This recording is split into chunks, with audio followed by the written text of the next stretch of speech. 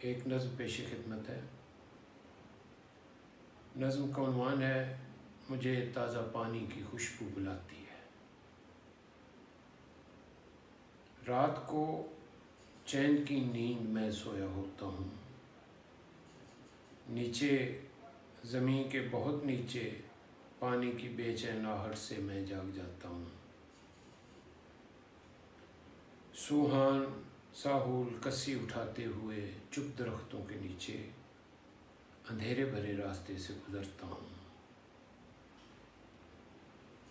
सोए परिंदे परों को हिलाते हैं, जी रूह की चाप से जाग जाते हैं।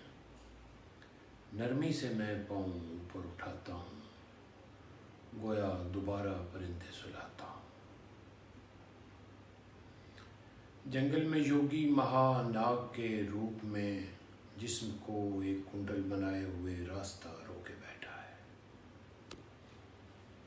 हाथों को ऊपर उठाता है, फंसा बनाता है परमात्मा के लिए, सांस ही सांस में मीठे अश्लोक करता है।